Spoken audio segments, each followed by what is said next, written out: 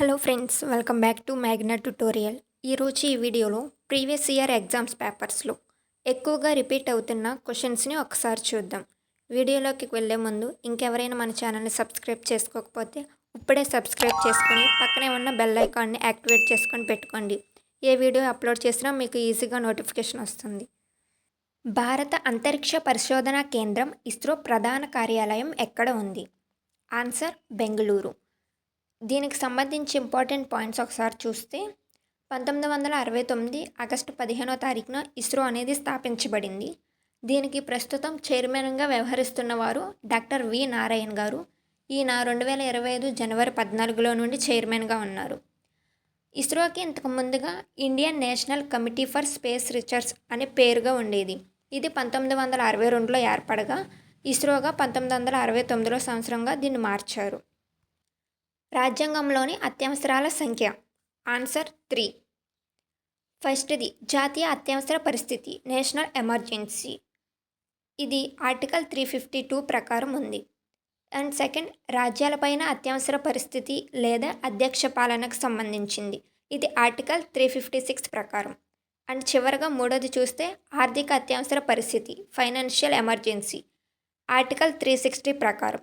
ఈ మూడింటిని భారత రాజ్యాంగంలో అత్యవసరాల సంఖ్యగా పరిగణిస్తారు. మొత్తం 3. భారత్లో పచ్చ విప్లవంకి తండ్రి ఎవరు? గ్రీన్ రివల్యూషన్ ఫాదర్ ఎవరు? ఎం స్వామినాథన్ గారు. ఈయనకి సంబంధించి ఇంపార్టెంట్ పాయింట్స్ ఒకసారి చూస్తే 1960లో భారత వ్యవసాయ రంగంలోనే పెద్ద మార్పు తీసుకొచ్చిన వ్యక్తి ఈయన. బ్రిటిష్ వాళ్ళ చేతుల్లో నుండి మనకి స్వతంత్రం వచ్చి దాదాపు 13-14 సంవత్సరాల వ్యవధిలో భారతదేశంలోనికి జీవనాధారం ముఖ్యంగా వ్యవసాయమే. ఆ సందర్భంలో వ్యవసాయానికి సంబంధించి ఎలాంటి విత్తనాలు ఉపయోగించాలి, నీటిపారుదల యంత్రాలను ఎలా ఉపయోగించాలి, అధిక దిగుబడి ఇచ్చే విత్తనాలను ఏటిని ఉపయోగిస్తే అధిక దిగుబడి వస్తుంది, అలాంటి వాటిల్లో చైతన్యాన్ని నింపి వ్యవసాయంలో పెద్ద మార్పులు తీసుకువచ్చారు. విటమిన్ సి లోపం వల్ల వచ్చే వ్యాధి స్కర్వీ. విటమిన్ సి లోపం వల్ల స్కర్వీ వ్యాధి అనేది వస్తుంది.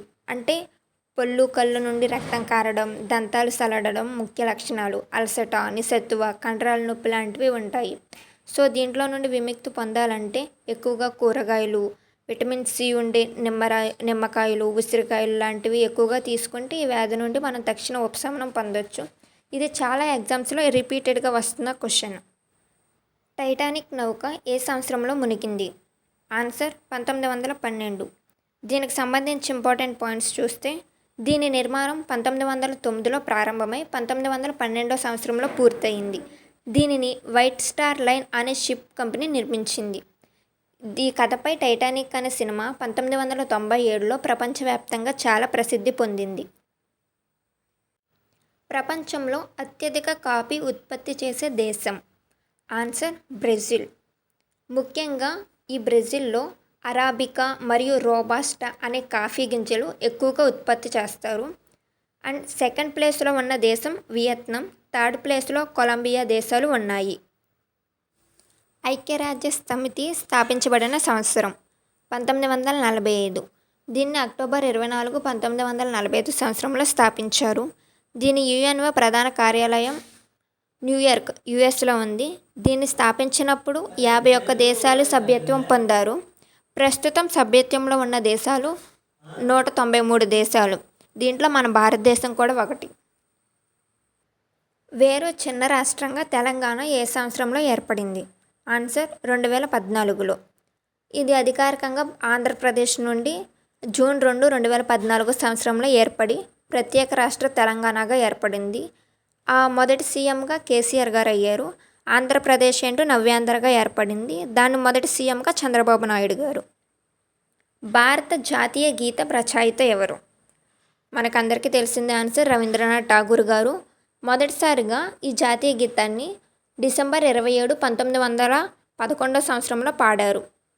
ఇది జాతీయ గీతంగా జనవరి 24, 1950 సంవత్సరాన ఆమోదం పొందింది. దీనికి సంగీతం రూపకల్పన చేసిన వారు కేపీ మాలిక్ గారు. ఇంకెవరైనా వీడియోని లైక్ చేయకపోతే ప్లీజ్ లైక్ చేయండి. డోలక్ ఏ వాయిద్యం? ఇది తాళ వాయిద్యం. డోలక్ అనేది భారతీయ వాయిద్య పరికరం. ఇది 2 వైపులా తోలుతో ఉన్న డ్రమ్ రూపంలో ఉంటుంది. దీన్ని ఎక్కువగా లోకగీతాలు, జానపద గీతం, వివాహ వేడుకలు, భజనలు, డ్యాన్స్ ప్రోగ్రాల్లో వాడతారు. సో వీటికి సంబంధించిన క్వశ్చన్లు కూడా ఎగ్జామ్లో వస్తాయి.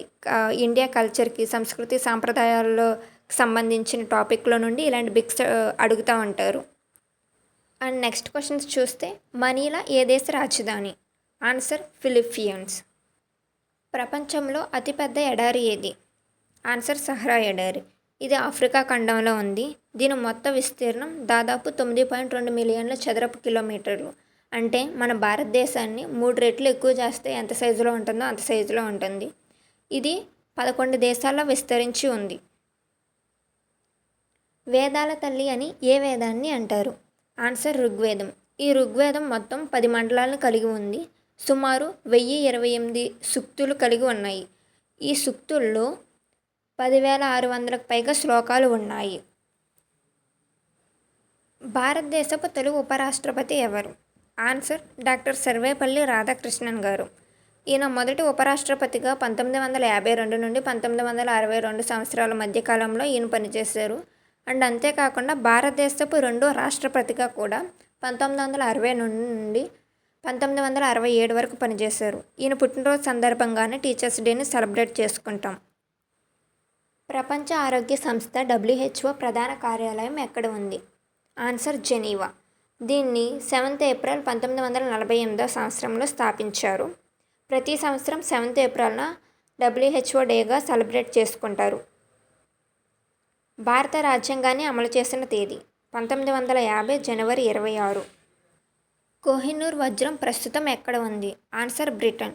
అసలు కోహినూర్ అంటే అర్థం ఏంటి అనే దాని మీద కూడా బిట్లలో రావచ్చు. దాని అర్థం పర్వతాల వెలుగు లేదా పర్వతాల కాంతి.